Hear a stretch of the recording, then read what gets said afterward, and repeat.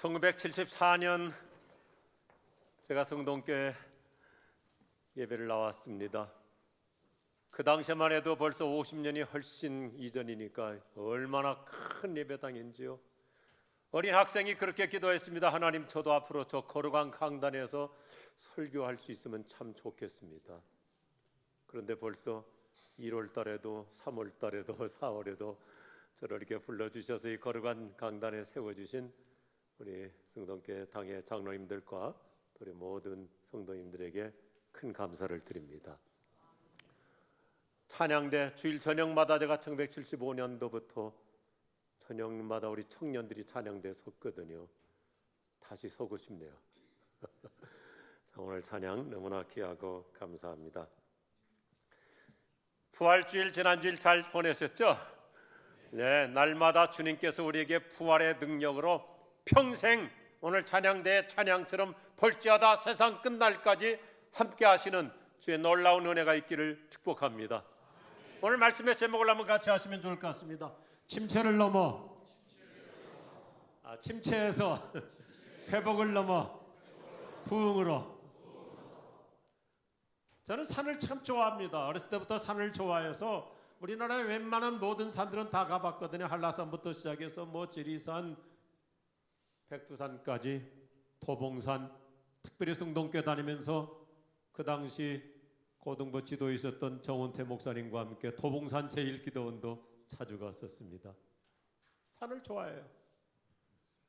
캐나다의 로키산 자주 갔고 알프스산 마테오로 또 몽블랑, 알래스카의 맥킨리 산까지도 가봤습니다. 북한의 묘항산도 가봤고요. 그런데 우리나라 사람이 가장 좋아하는 산이 있습니다. 대한민국 사람이 가장 좋아하는 산, 부동산입니다. 안타까운 것은 최근에 세계적인 경제 침체에 의해서 이 부동산이 심각한 타격을 받고 있잖아요. 그래서 건물마다 지금 곳곳에 임대 광고가 써붙여 있어요. 국내뿐만 아니라 해외도 마찬가지고, 제가 지난주에도 호주 시드니에 가서 연합집회를 인도하는데 곳곳마다 보면 아주 좋은 도시의 핵심 맘모스 빌딩인데도 리스라고, 임대라고 곳곳에 써 있습니다. 어느 자료를 보니까 우리나라가 2024년도 자영업자, 개인 사업하는 자영업자가 570만 명이나 됐는데 올 들어서 불과 두세 달 만에 20만 명이 폐업을 했습니다.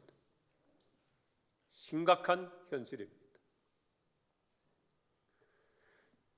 너무나 우리나라 자영업자들이 지금 고생하고 있는데, 가게 하시는 분들 자영업자 70%가 한 달 수입이 100만 원도 채 안 된대요.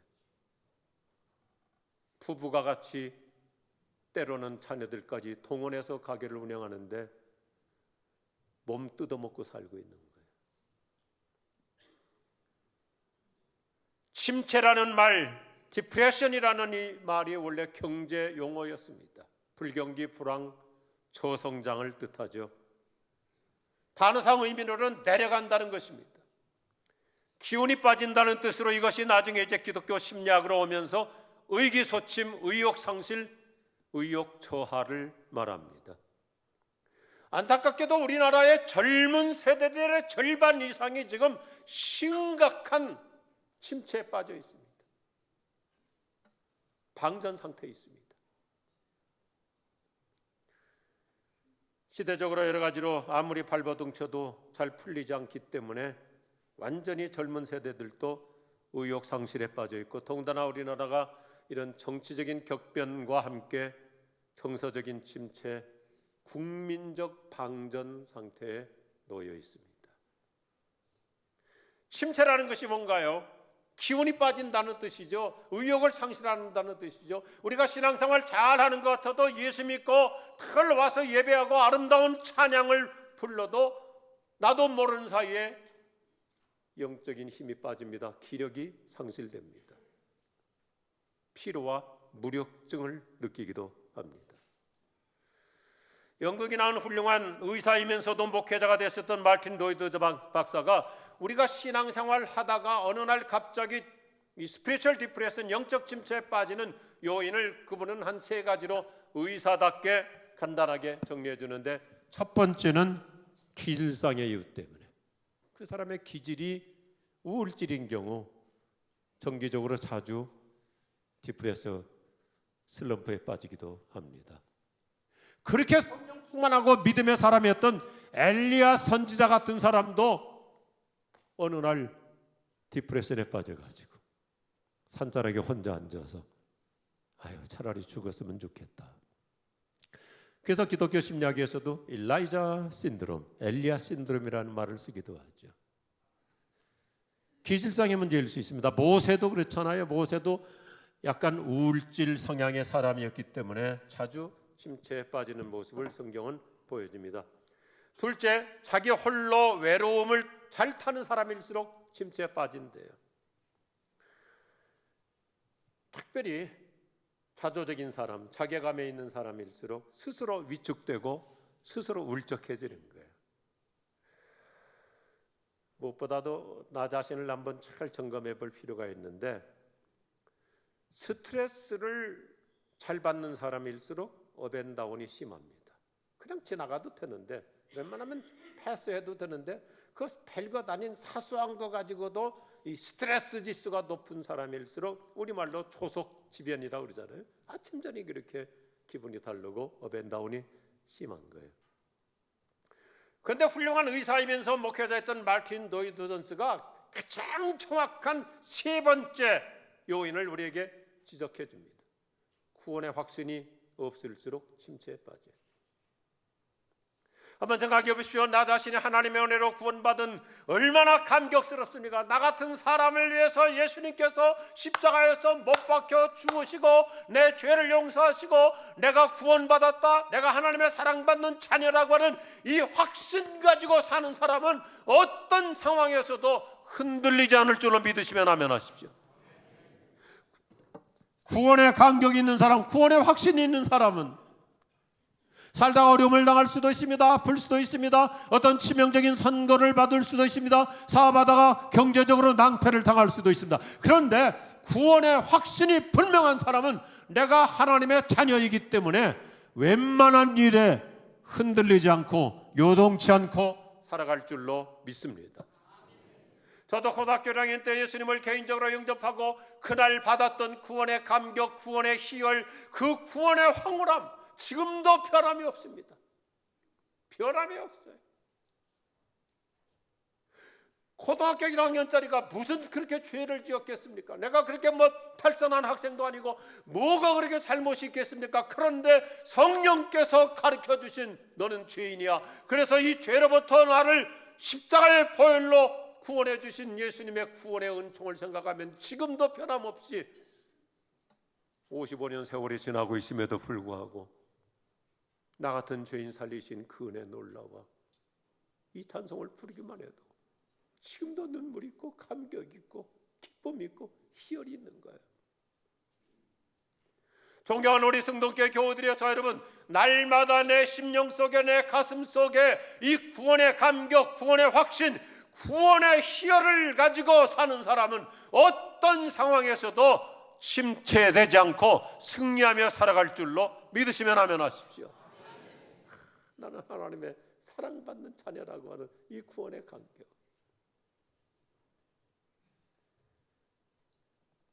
그래서 세계적인 신학자 월터 카이저 박사는 침체 극복에 관해 간단한 처방전을 제시하는데, 침체 회복의 유일한 해결책은 따라합시다. 신앙 부흥이다. 그렇습니다. 내가 슬럼프에서, 디프레션에서 내가 어떤 영적인 기력을 상실한 상태에서 회복하는 거 복잡하지 않습니다. 내 심령에 부흥이 있기를 바랍니다. 내 가슴에 영적인 부흥이 있기를 바랍니다. 회복의 길은 내 가슴에 부흥을 체험하는 거예요. 오늘 누가복음 24장의 핵심 메시지는 침체에서 회복을 넘어 부흥으로입니다. 오늘 본문에 등장하는 익명의 2사람도 잠깐 동안 영적 침체에 빠져서 자신들의 고향으로 힘없이 맥없이 터덜터덜 걸어가고 있습니다. 이 앞에 지도를 보시면요, 얼마나 이 사람들이 침체에 빠지면 힘이 없어지는지 예루살렘에서 엠마오까지 10km밖에 안 돼요. 10km면 젊은 사람이 부지런히 걸으면 1시간 반 걸리고 여유 있게 걸어도 1시간 45분이면 갈 수 있는 거리입니다. 그런데 오늘 누가복음 24장 앞부분을 보면 이들은 예루살렘에서 10km 떨어진 자기 고향 엠마오까지 가는데 하루 종일 걸렸어요.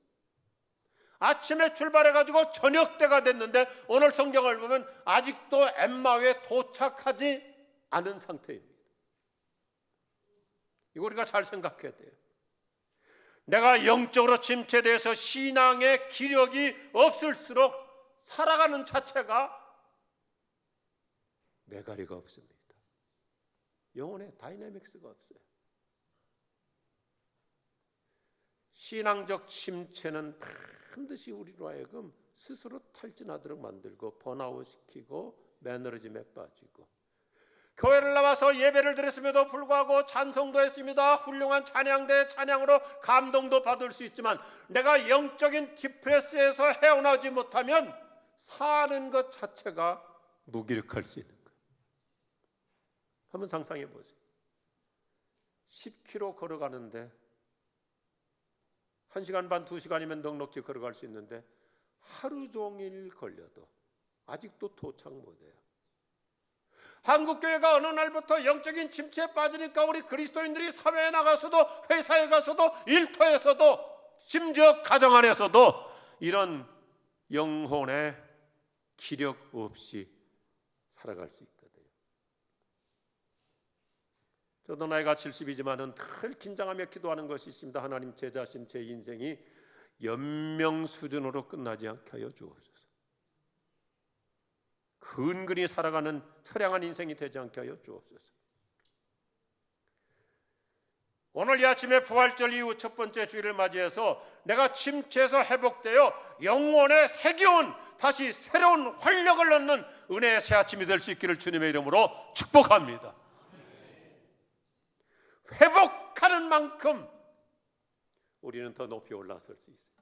오늘 결론부터 내리면 이 엠마오로 내려가던 두 제자가 처음에는 정말 신앙적인 침체 때문에 완전히 기력 없이 맥 없이 살아가던 이 사람들이 다시 침체를 넘어서 회복해서 심령의 부흥이 일어나니까 얼마나 역동적인 삶으로 달라지는지 오늘 그 말씀을 하나하나 살펴보고자 합니다. 살다 보면 우리가 때로는 기분이 우울해질 수도 있겠죠. 울적해질 수도 있겠죠. 또 영혼의 어떤 슬럼프에 빠질 수도 있죠. 그거 가지고 너무 그렇게 걱정하지 마세요. 요즘 현대 특별히 여성들, 물론 남자들도 요즘 많이 나타나는데 일하다가 뜻대로 잘 안 될 때, 또 요즘 같은 경기 침체 속에서 우리가 어느 날 자기도 모르는 사이에 우울증이 올 수도 있어요. 여성분들은 갱년기와 함께 우울증 현상이 나타나고 이것이 좀 더 심해지면 공황장애까지도 올 수 있잖아요. 근데 그거 가지고 너무 예민하게 생각하지 마세요. 걱정할 거 없어요. 제가 이렇게 표현하거든요. 그거 영혼의 감기에 불과합니다.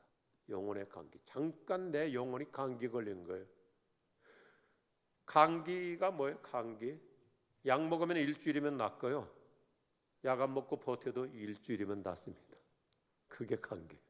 그러니까 내가 요즘 조금 마음이 우울해졌다. 내가 좀 내 영혼이 감기 걸렸구나. 한순간에 얼마든지 거뜬히 회복될 줄로 믿으시면 아멘 하십시오. 회복이 아니라 성경으로 하여금 내가 내려간 것보다, 내가 침체된 것보다, 내가 다운된 것보다, 내가 슬럼프에 빠졌던 것보다 더 높은 상태로 우리를 얼마든지 회복해 주시고 내 심령에, 내 가슴에 놀라운 영적 부흥이 일어날 줄로 믿습니다. 오늘 말씀의 핵심은 우리가 영적으로 잠시 내려갈 수 있지만 주님은 우리를 더 높은 상태로 올려다 주신다. 할렐루야. 더 나은 상태로 올려다 주신다. 개인적으로도 저와 여러분을 주님께서 새로운 회복과 부흥으로 이끌어 주시는데, 저는 우리 승동교회 132년 역사, 우리 한국 기독교 역사의 포로로서 또 한 번의 새로운 부흥 시대를 주님이 힘차게 열어주실 줄로 믿습니다. 어떻게 하면 여러분이 어떤 상황에서도 침체되지 않고 살아갈 수 있는가? 성경은 우리에게 참 놀라운 처방전을 줘요. 간단한 처방전이에요. 성경의 처방은 언제나 우리에게 실제적입니다.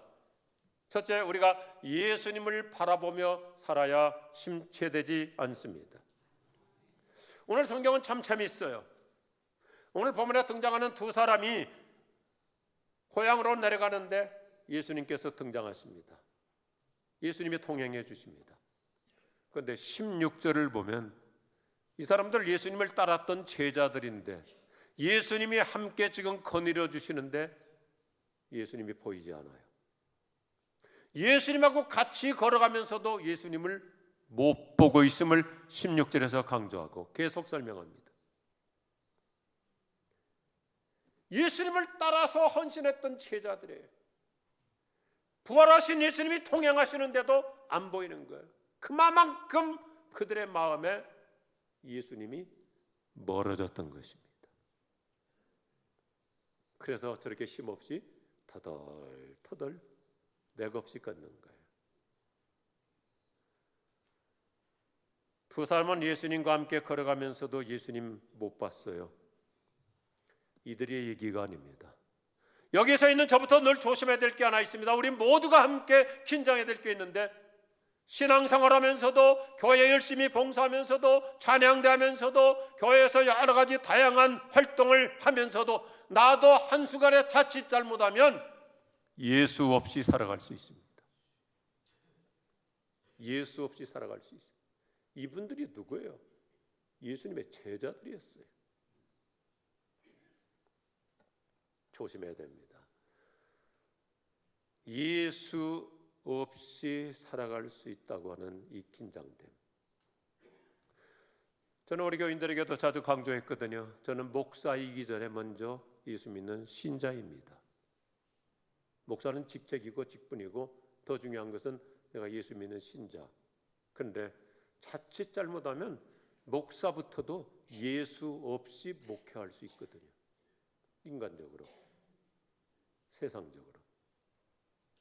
구약성경 시편 42편과 43편을 보면 우리가 때때로 쉽게 낙심하고 슬럼프에 빠지고 영적인 디프레션에 빠지는 원인을 잘 규명해 주는데 시편 42편과 43편 그 시편의 기자가 모든 것을 자기에게 초점을 맞추니까 스스로 낙심합니다. 스스로 위축됩니다. 스스로 절망합니다. 그러다가 그가 해법을 찾는 것이 시편 42편, 43편 반복해서 마지막 절에 가면 내 영혼아 네가 어찌하여 낙심하며 어찌하여 좌절하느냐. 너는 너 자신에게 초점 맞추지 말고 하나님만 바라봐라. 사랑하는 우리 교우들의 저 여러분이 내 초점을 주님께 맞추며 사는 사람은 흔들리지 않을 줄 믿습니다. 자꾸 나에게다 초점을 맞추니까 스스로 실망하고 낙심하고 절망하고 위축되고, 그러나 하나님께 초점을 맞추는 사람은 흔들리지 않아요. 내가 얼마나 하나님께 사랑받는 사람인데, 내가 얼마나 하나님의 은혜로 사는 사람인데. 하나님께로 시선을 돌렸더니 시편 기자가 낭망이 아닌 희망으로 바뀌는 거예요. 오늘 그 은혜가 임할 줄로 믿습니다. 이들은 부활하신 예수님께서 자기들과 동행하고 있는데도 예수님 못 봤잖아요. 저를 향한 질문이고 우리 모두를 향한 질문입니다. 지난 주간에도 내가 호주라고 하는 나라에 가서 집회를 하면서 때때로 제 스스로에게도 질문했습니다. 일상에서 내가 얼마나 예수님을 바라보며 살고 있는가? 한번 진지하게 여쭙고 싶습니다. 지난 한 주 동안 예수님을 몇 번이나 불러보신 것 같습니까? 한번 따라서 해봅시다. 예수님, 예수님. 우리 한 주 동안 그리스도인으로서 신자라고 하면서 신앙생활 하는데도 예수 없이 살아갈 수 있는 거예요. 예수님 이름 한 번도 안 부르고 그냥 일주일 지날 수 있는 거예요. 목사부터도요.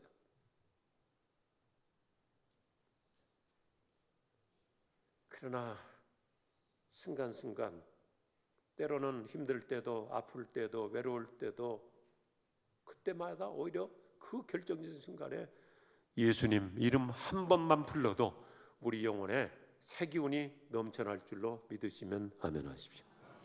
예수님 한 번만 불러도 마음이 달라지고 정서가 달라지고 내 영혼의 상태가 달라지는 거예요. 주님만 바라봅니다. 주님만 바라봅니다. 같이 할까요? 예수님만, 예수님만 언제나 바라봅니다. 순간마다 예수님 바라보며 사는 사람은 날마다 영혼의 다이내믹스를 가지고 살아갈 줄로 믿습니다. 우리 한국교회, 현대교회 참 프로그램 많죠. 저도 담임 목사하는 기간 동안 성경 공부 많이 했고 제자 훈련 많이 했습니다. 그런데 가면 갈수록 현대교회에 큰 맹점이 있어요. 그렇게 교회마다 다양한 프로그램을 하고 성경 공부한답시고 제자 훈련답시고 하는데 성령 없는 성경 공부가 많아요. 성령 없는 제자 훈련이 많아요. 교인들에게 어떤 성경 지식, 인포메이션을 심어주는데 정말 하나님의 성령으로 충만해서 예수님이 가슴에 차고 넘치는 그러한 트랜스포메이션을, 변화를 가져다 주지 못하는 거예요. 그러니까 자기 힘으로 신앙생활하니 세상만 크게 보이고 성공만 부러워지고, 그래서 교회 열심히 다니는데도 스스로 번아웃 됩니다. 탈진합니다. 부활주일 지나고 오늘 첫 번째 주일을 맞이해서 저와 함께 우리 모두 달마다 예수님 바라보며 살아가는 승리 인생 될 수 있기를 축복합니다. 예수님 바라보며, 예수님 생각하며, 예수님 이름 부르며, 오늘 집에 가시면서도 또 한 주간 동안 사업의 현장 속에서도 특별히 힘들고 어려운 위기를 맞이할 때마다, 외로워질 때마다, 내 심리가 어떤 울적한 상태로 들어갈 때마다 예수 이름 한 번만 불러도 주께서 우리에게 놀라운 은혜로 회복해 주시고 더 큰 부활의 능력으로 함께 하실 줄로 믿습니다. 그래서 두 번째 같이 하시면 좋겠습니다. 우리가 부활신앙으로 살아야, 부활신앙으로 살아야 침체되지 않습니다.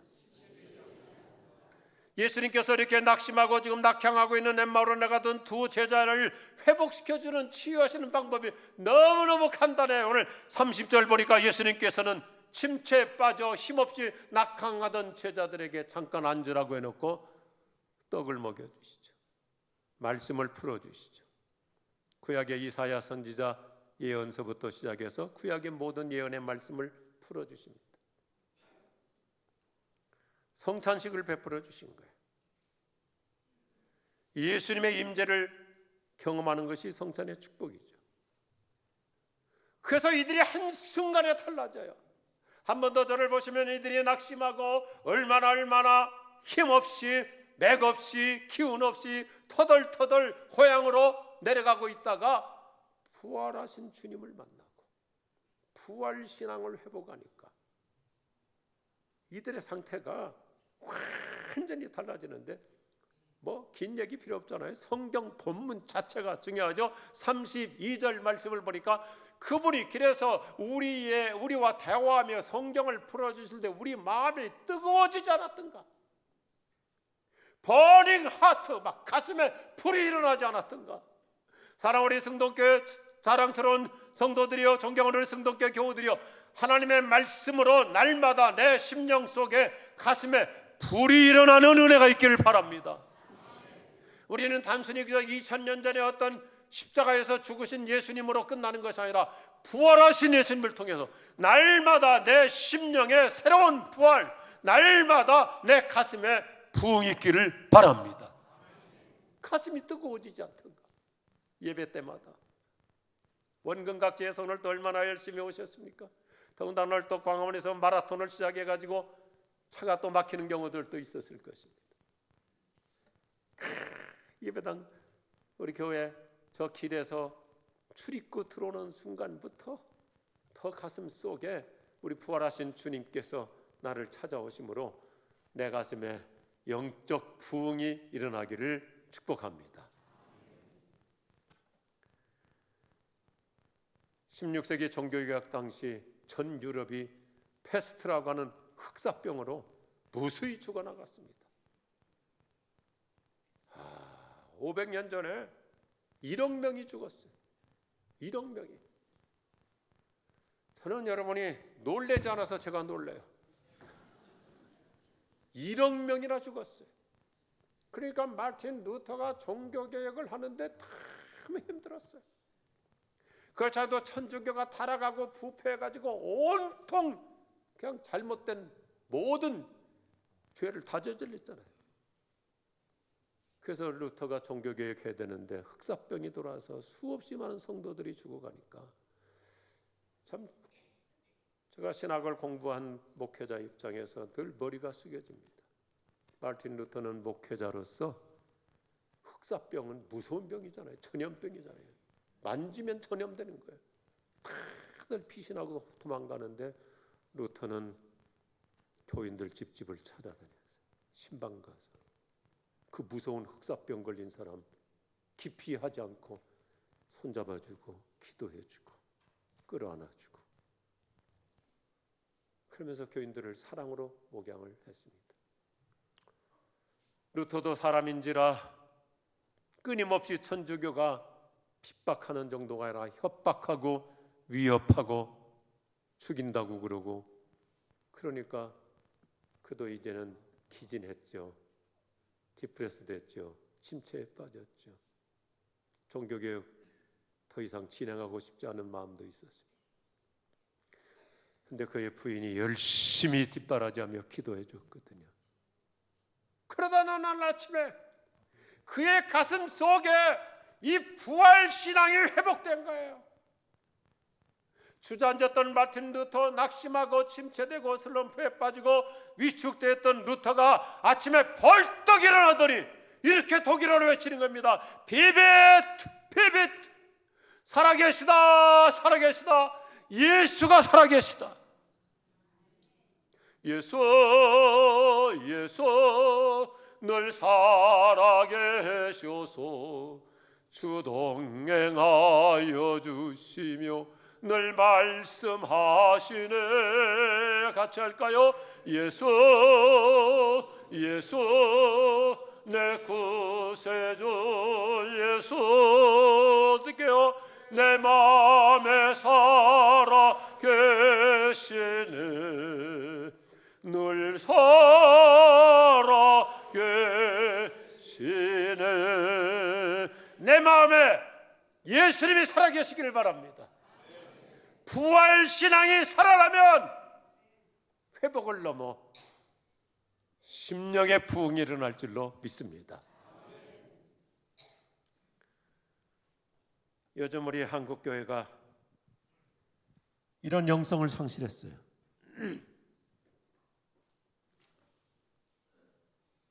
(1992년에) 우리나라와 중국이 수교가 이루어졌습니다. 1970년대 80년대 한국교회가 얼마나 뜨거웠어요. 그래서 중국의 공산치하 밑에서 신앙생활하던 중국 지하교회 성도들이 우리 극동방송을 통해서 늘 한국교회 메시지를 듣고 한국교회 예배가 늘 그리웠습니다. 한국교회 한번 가보고 싶다. 한국교회 성도들은 그렇게 예배도 성령 충만하게 참 그렇게 살아있는 예배를 드린다는데, 그러다가 국교가 수교되니까 중국의 지하교회 성도들이 어렵게 복음을 해가지고 한 20여 명 대표들이 1990년대 후반에 한국교회를 방문했어요. 일주일 동안 한국교회를 쭉 돌아보고 다시 중국으로 돌아갈 때, 그때는 김포공항 시대입니다. 우리 크리스찬 저널리스트 기자 한 분이 물었습니다. 중국의 지하교회 지도자들에게. 그렇게 꿈에도 그리던 한국교회를 방문하고 돌아가시는데 중국교회와 한국교회의 차이점, 소감이 무엇인지 말씀해 보시죠. 중국의 지하교회 지도자들이 한국교회 경종을 울리는 역사에 남는 말을 했어요.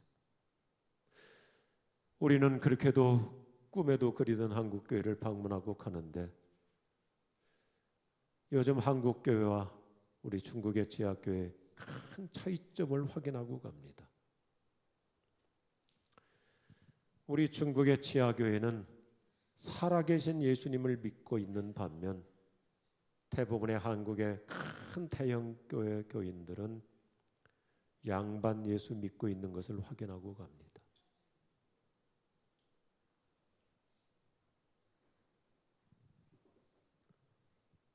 지금도 우리가 귀담아 들어야 됩니다. 우리 중국의 지하교회 성도들은 살아계신 예수님을 믿고 있는데 한국교회는 언젠가부터 배불러가지고 언젠가부터 교회가 태형화되더니 고급 예수만 믿고 있다. 가슴에 풀이 있는 예수님을 믿지 않고 지성적인 예수님만 믿고 있는 것을 확인하고 갑니다.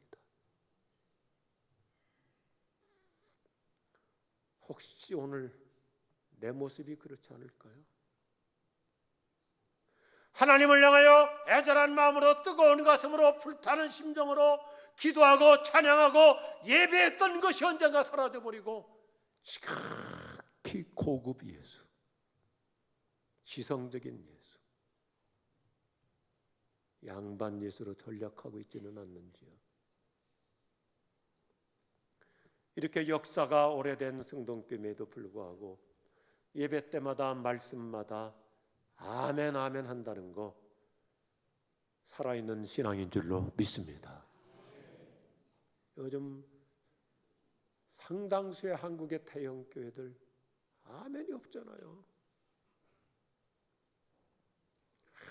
아주 고급스러운 지성적인 예수를 믿고 있을 뿐이지 어떻게 보면 교양적 신앙생활을 하고 있을 뿐이지 그 가슴 속에 살아계신 예수님이 없어요.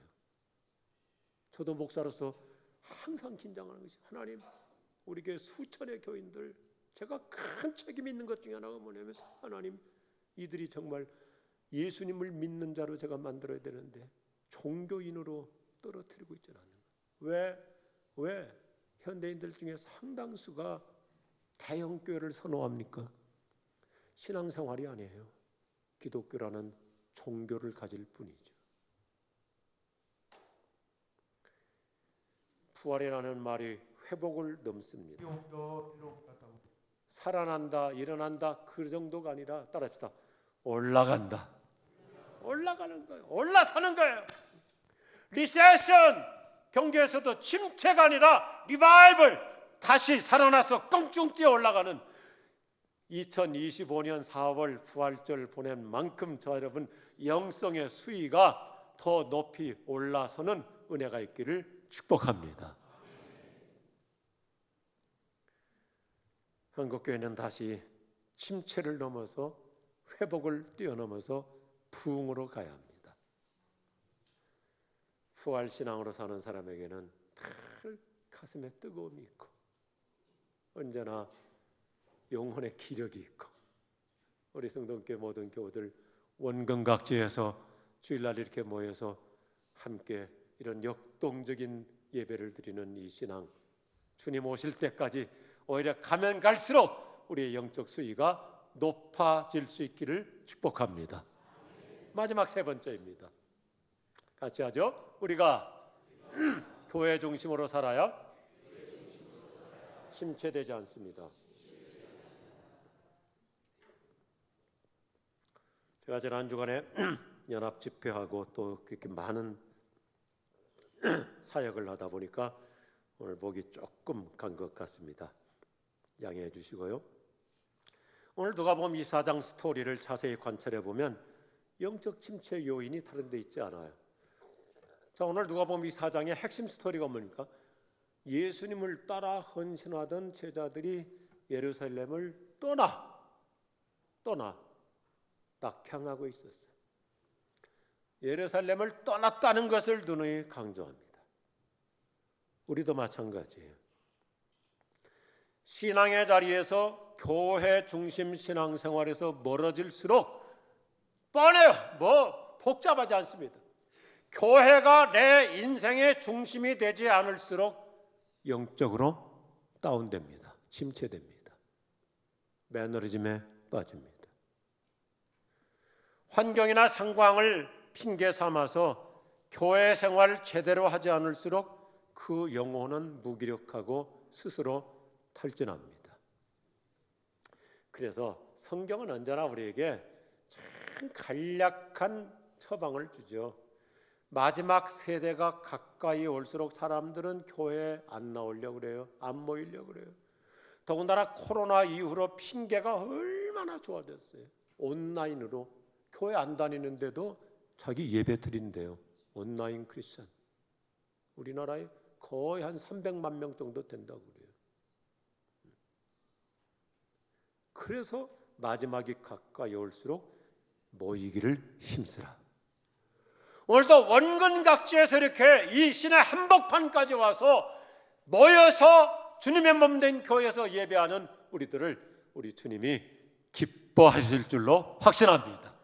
하나님이 여전히 오늘도 큰 은혜 주시는 줄로 믿으시면 아멘하십시오. 교회에 함께 모여 예배하고 기도하면 성령께서 우리를 날마다 새 기운이 넘치게 하여 주십니다. 이런 현상에 대해서 오늘 말씀의 결론이 참 멋있어요. 오늘 누가복음 24장은 깔끔한 피날레를 이루는데, 교회로부터 멀리 떨어져서 예루살렘에서 고향으로 낙향할 때는 이들이 힘이 없었죠. 터덜터덜했죠. 그런데 예루살렘으로 돌아와 성전에서 이들의 영적 상태가 어떻게 달라졌는지 말씀 볼까요? 그들은 예수께 경배하고 크게 기뻐하면서 예루살렘으로 돌아가서 하나님을 찬양하면서 날마다 성전에서 지냈다. 오늘 성경 장면이 참 재밌어요. 이 두 사람이 예루살렘을 떠나 교회로부터 멀어지니까 고향까지 10km도 안 되는데 하루 종일 걸렸어. 그런데 아직도 도착을 못했어. 그런데 예수님을 만나서 주님의 말씀으로 새 힘을 얻고 부활신앙이 살아나니까 다시 가던 길에서 예루살렘으로 돌아오는 데는 잠깐밖에 안 걸렸어요. 단숨에 돌아왔어요.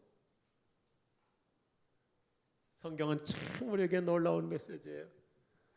저 여러분이 늘 교회 중심으로 예배 중심으로 사는 만큼 날마다 내 영혼에 새 기운이 넘칠 줄로 믿으시면 아멘 하십시오. 마음에서 교회가 멀어질수록 신앙에 역동성이 없어요. 영혼의 기운이 없어요. 그런데 우리 성동교 교인들처럼 설령 미리 좀 멀리 이사 갔다 할지라도 어떻게 쓰든지 교회 중심으로 예배하고 교회 중심으로 살아가는 만큼 우리에게는 사도 바울처럼 날마다 속사람이 성령의 새 기운으로 넘칠 줄로 믿습니다. 오늘 그 말씀이에요. 성전으로 돌아가서 날마다 기쁨으로 살았다. 하나 얘기하고 오늘의 말씀을 마무리해 보겠습니다. 제 친구 한 명이 미국에서 아주 훌륭한 목회를 했어요. 행복하게 목회를 했습니다. 제가 미국에 집회 가면 부흥회 끝나고 월요일이나 화요일 그 친구를 늘 만나러 찾아갔습니다. 오래전 일입니다. 부흥회 집회 마치고 월요일 날 그 친구 교회로 갔습니다. 월요일이면 목회자들이 상당히 좀 피곤할 시간이잖아요. 그런데 너무너무 그냥 행복이 넘치는 거예요. 기쁨이 충만한 거예요. 그래서 친구한테 물어봤어요. 친구야, 뭐가 그렇게 기뻐? 그랬더니 저 목사 내 얘기 들어봐. 나 참 복받은 목사야. 너무너무 행복해. 감격스러워.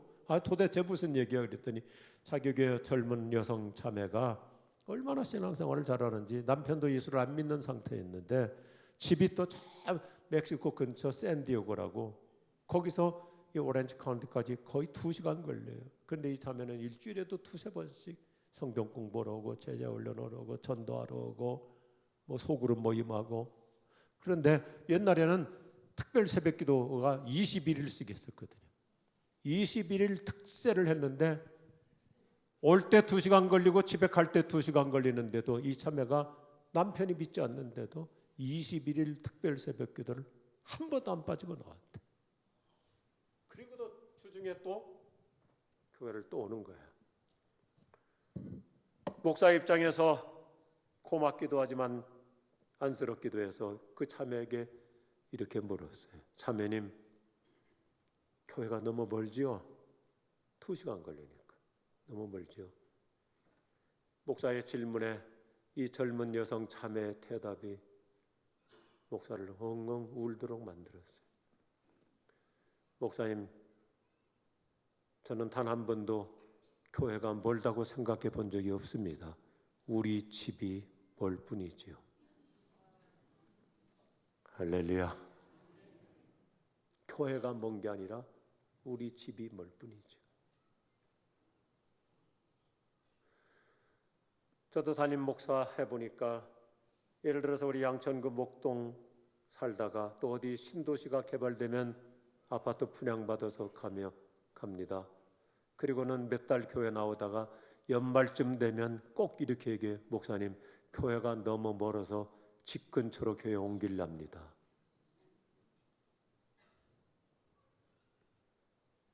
자기 집 중심이고 교회 중심이 아니잖아요. 그런데 이 참에는 나는 교회가 멀다고 생각해 본 적이 없습니다. 우리 집이 멀 뿐이지요.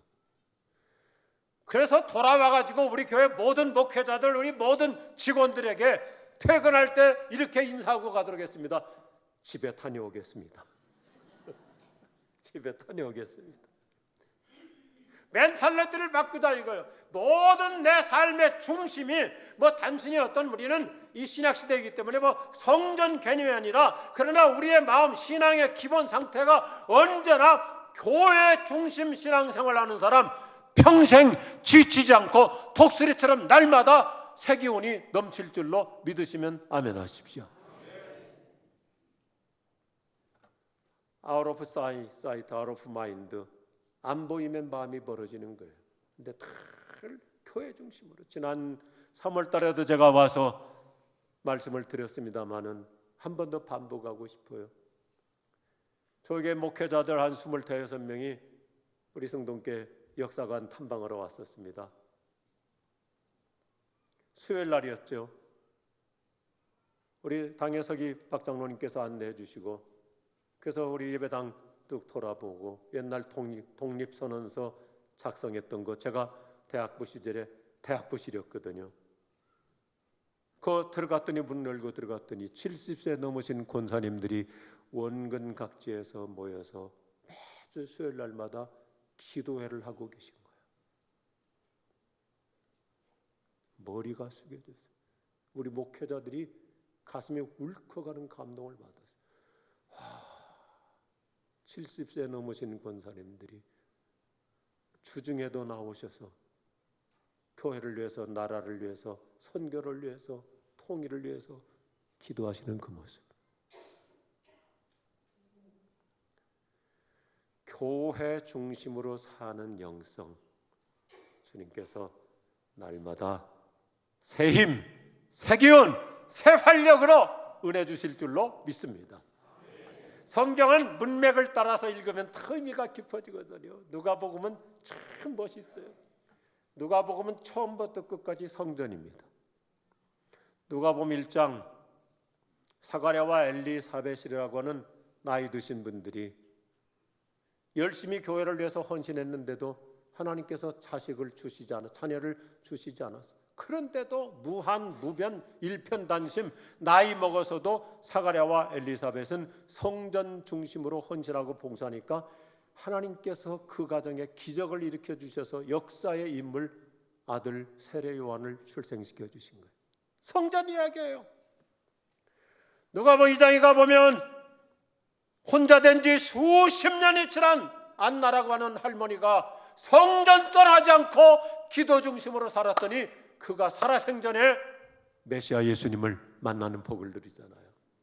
그러면서 누가복음은 서론에서도 성전으로 시작하고 24장 오늘 마지막 결론에서도 이들이 예루살렘 떠났을 때는 아무런 힘없이 디프레션에 빠졌다가 돌아오니까 성전에서 날마다 기쁨이 충만해가지고, 그래서 사도행전으로 이어져서 사도행전 1장에서 모두가 다 성령의 충만함, 성령의 능력을 체험하잖아요.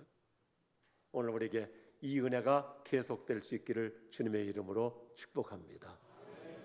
날마다 어떤 상황에서도 예수님 바라보며 사는 사람, 지치지 않을 정도가 아니라 이번 주간에도 예수 이름 부르는 순간 새 힘이 넘칠 줄로 믿습니다. 부활신앙으로 살아가는 사람, 날마다 그 속에 영혼의 다이나믹스가 나오는 거예요. 사도 바울처럼 아침마다 영혼의 새 기운으로 넘치는 하루하루가 될 줄로 믿습니다. 교회 중심으로 사는 만큼 기쁨이 있고, 오늘 또 예배를 마치고 가면서도 어디서 어느 지역에서 오셨든지 내 심령 속에 노래가 있고 찬송이 있고 큰 영적 기쁨으로 살아가는 승리 인생 살아갈 수 있기를 주님의 이름으로 축원합니다. 축복합니다. 기도하실까요? 같이 한번 따라서 한번 읽겠습니다. 침체에서 회복을 넘어 부흥으로 이 은혜가 있기를 축복합니다. 예수님 132년 전에 세워진 주님의 몸된 승동교회, 여전히 누구를 막론하고 예배당에 발을 딛기만 해도 성전 뜰을 발만 들여놔도 예수님으로 충만케 하여 주시옵시고, 살아계신 예수님을 만나서 예배 드리러 올 때보다 갈 때가 더 충만해가지고 이번 한 주간도 승리하며 살게 하여 주시옵시고, 거리와 상관하지 아니하고 주께서 대한민국 선교 역사의 보루를 세우신 우리 승동교회를 중심으로 교회 중심으로 사는 만큼 날마다 기쁨이 넘치게 하여 주옵시고, 내가 있는 그 자리가 하나님의 나라 천국의 현장이 되도록 오늘도 우리 모든 성도들에게 넘치는 은혜로 축복하여 주시옵소서. 예수 그리스도의 이름으로 기도드립니다. 아멘.